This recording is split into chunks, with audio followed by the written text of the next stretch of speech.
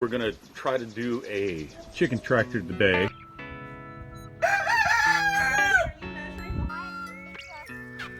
Y'all coming to say hi.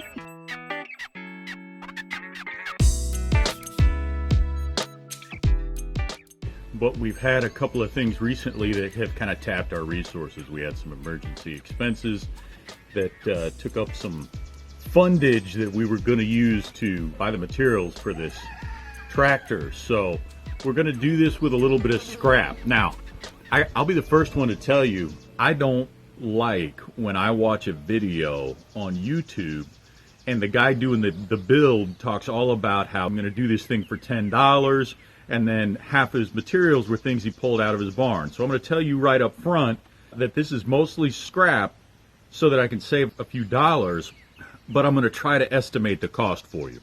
It's a gorgeous day, and I'm looking forward to getting into this thing. We've got a fair number of meat birds this time, but it means that we need additional capacity to accommodate those birds. But they're reaching the point where they really need a second space. So I'm going to build this second tractor today, and I'm going to do it with this scrap, and I'm going to try to show you guys how I piece together stuff that we already have and maybe one or two things that I need to go pick up to build a second space for our meat birds to go in. You guys can see I've pulled out some scrappy lumber here. This isn't the best quality in terms of materials. This isn't the stuff that I would necessarily choose us to work with, but it's what we got. I'm going to use some of it to build some feeding troughs. I need to get a little bit of materials for that, but we can spend a few dollars on new materials. And so I'm going to use what I've got, and that's going to enable us to take good care of our animals. For these feeders, see, I've got some, this is PVC primer, and I've got some corners, some 90-degree corners, and then I got some 5-foot pieces here. This is 3/4 inch PVC, and then I've cut some 7-inch pieces here, and I'm going to prime these 7-inch pieces. I've already done the corners and the ends of the 5-foot pieces, and I'm going to go ahead and get these pieces primed and get this thing assembled and let it dry while I'm working on other things. So we always try to make sure that we do things in an order that keeps our production efficient. By doing them first, I can go work on other parts of the project and then get back to it later. Alright, so this part is actually pretty easy. You can see here, this is just PVC primer. It's the purple primer. I got this at Lowe's. I'm just going to coat this on the ends here. Dad, what are you going to do? I'm putting primer on these PVC pieces. Why are you doing that? Because it'll get it ready for me to glue them together. But I'm just going to do that to the rest of these pieces over here, and then they'll be ready to glue together. Alright, so now I've got all these pieces primed and ready to go, and I'm just going to glue these pieces together, and it'll make the handles for the feeders. So I am just joining these together. This is just general PVC cement. And I didn't really need to prime both ends of these pieces, because one of them I'm just going to screw in, but it doesn't hurt it to be primed. Put on this. I dry fit all of this to make sure it all fit together right and was the right length before I started gluing. So measure twice, cut once. Trust but verify. Tell me when you're ready. I'm ready. Oh, are you going? I was born ready. Are we rolling? We are rolling. You can talk whenever you want. No, there was no action. Action. I wanted to try to show you all the stuff in between and all the build process, but so much of it was done in the dark after I got home from work, and we had lights on, but it just wasn't enough to make the video watchable. That's dedication, y'all. It's 10:30 at night and he's still out here plugging away. Thanks for building this. Yeah. So, sorry about that. I'm going to try to walk you through the final product and estimate for you what some of the dollars would cost. I do want to make sure to give credit, because if you want a more in-depth build of these, The concepts are very much like $30 chicken tractor in 30 minutes that Lumna Acres builds.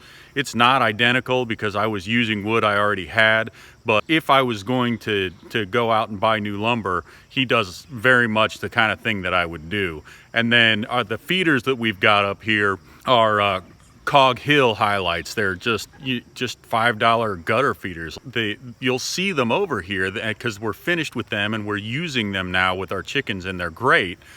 I was so excited to wake up this morning and see our meat bird trough feeder all ready to go. The birdies are hungry. They're ready. They're like, why are you just standing there with an empty feeder? Why aren't you feeding us?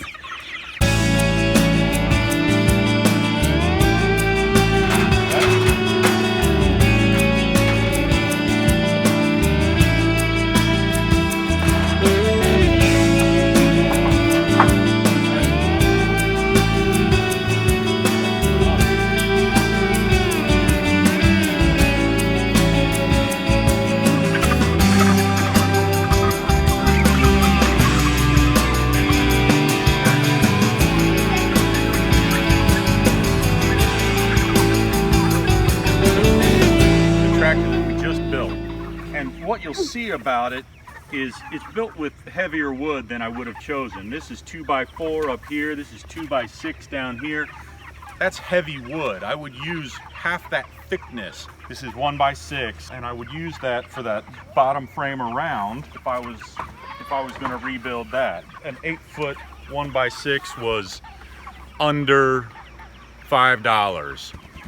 That count will get you just over $50 in lumber in a hurry, which is why when it comes to some of the shorter cuts, saving what you don't use, keeping a wood, I can't remember the word, there's a word for it. I used to work as a carpenter, and there's a word for the shelves where you keep your wood, but keeping those scraps and keeping them organized so that when you go to do your next project, you don't have to buy all new lumber for it. This hardware cloth that we used on the outside, I like that because I can get a roll of it in 2 feet, and then I build a 2-foot tall chicken tractor and it fits perfectly. The tarp in this case, because I was 8 feet wide, 2 feet down the bottom, 4 feet to the middle, so that's a 6x8 foot tarp. I had one that had the silver finish on one side because I wanted it to be a little bit more reflective and reflect off the heat. That one, it was an 8x10, so I was going to have it go all the way across the top. But they've got plenty of shade back here under this just half covered tarp. And that tarp, I can't give you a price off the top of my head, but if the bigger, thicker one was $15, this smaller one has to be like 7 or 8 it's in the thinner fabric, and it works just fine. Now you notice also that if you're just going to cover half of it and the back, half of the top and the back, the way you orient it is important. So this, the corner that you see, the end that you see that has the tarp on it is pointing west, but then as the sun continues and sets over there, it actually makes for longer shadows in there. Having that additional shade for them to keep them cooled off is achieved by watching your orientation, by watching which direction you face the chicken tractor. People call them tractors, but like I don't, they're not tractors, they're like trailers. They're like things that you pull, which is a trailer. So, but we'll call it a tractor because that's what people call them. There's a bully over there. Whoa, we got a cockfight. That's illegal. Don't show them that. The funny thing about this is that these chickens are supposedly so fat and lazy that they would never scratch or fight or get all riled up about anything. And that's the beauty. Even though I'm not thrilled that they're fighting, we're gonna have to separate them and do a little bit of give those boys some consequences. Honestly though, in all the batches of these we've done, I've never seen 2 of them fighting. But that's the beauty of raising them the way that chickens are naturally inclined to behave. So the thing that I want to point out to you that's different between these two, this is the first one I built last year, and I used like 2x2 to frame a lot of it, which was much lighter but it's also, you have to be a little bit careful because it's not as strong. So you're always weighing the strength of the structure versus the weight of the structure. It's working fine for us, and it's worked fine for us for 2 seasons now. It overwintered no problem because it was built sturdily, and it was built well, and the metal roofing really keeps it protected from the elements. This time around, we had too many birds to keep in one enclosure, and we needed a second space. And because we had lumber on hand, we could build it. Sarah was cleaning out the garage. It was awesome. And she found a tarp that we could use for this project. Hashtag nesting. Hashtag nesting. With this one, it's heavier because that's the materials I had to work with. If I were gonna go buy materials for this, I would go look at Lumna Acres $30 chicken tractor in 30 minutes. Get off the car, please. It's just something where you, over time, you want to weigh the weight of your structure versus the durability of your structure versus your ability to maneuver it. If you know, our kids help a lot with this, but my 11-year-old can't move this on her own. And that's some good perspective. She can move this one. She can move this one. It's hard, it's heavy, but she can move it.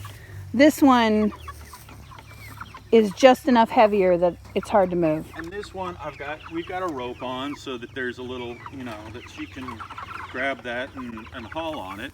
I'm gonna put a rope on this other one, but I haven't yet. And so right now, when I come out to move these in the morning, I just open this, and then I'll take the front and just haul on it and drag it across the ground. But I'm probably the only one in the house that can do that.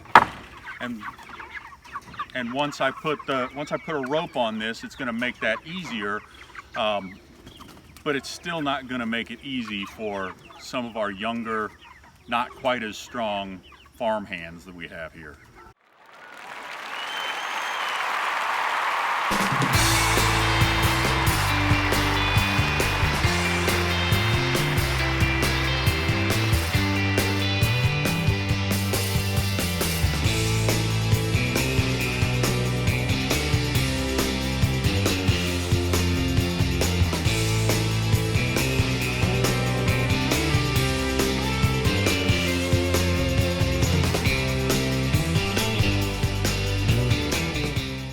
So this is the feeder we were talking about before. I mean, this thing was less than $10 total in supplies.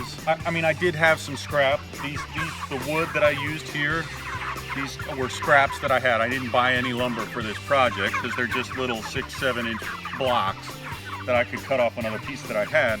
But this, I just bought a 10-foot length of plastic gutter, and then I cut it in half, and I made 2 of these feeders. And then I had 2 10-foot lengths of this PVC pipe, and I cut one in half for the 2 handles, and then I cut scraps off the ends to make the part that drops down and connects to the end of the feeders. And these, I don't worry about them coming apart. So it's a nice big area in there that we can fit a lot of feed in. And because we've now split the population of chickens, we can put it in and everybody can get to the side of the feeder and get to eat.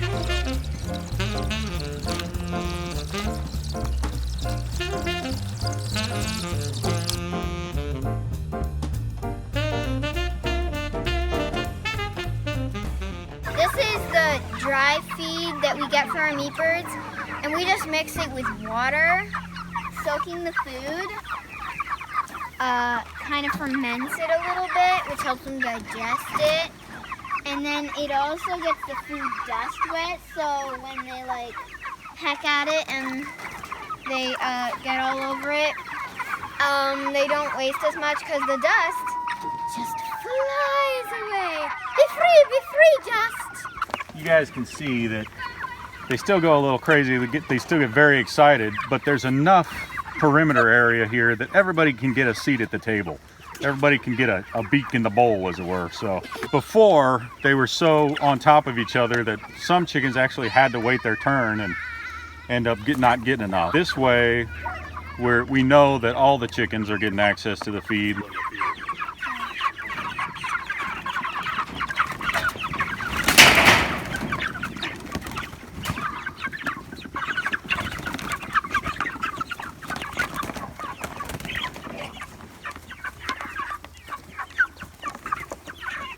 There were a few chickens, meat chickens, that got hurt, and so I had to put them in my little infirmary. First one, me and my sister were moving the chickens, and it got its leg caught, and we broke its leg, so I put it in there. He was infirmary customer number 1. Second one, Dad just brought in and said, I think it's hurt its leg, or something like that. She sounds just like her mama when she makes the dad voice. Wait a minute, how did I get thrown under this Like, bus? When I broke my hand here a couple of months ago, and Sarah would tell the story, she'd go, he came down to the barn and said, I think I hurt my hand. It sounded just like this one, making her dad voice. And the third one, we were splitting the chickens from some in that one to this one, and we saw this one that it just was a cut, and it had torn some of the skin on its behind. We doctored it up, and we're leaving it in there to heal.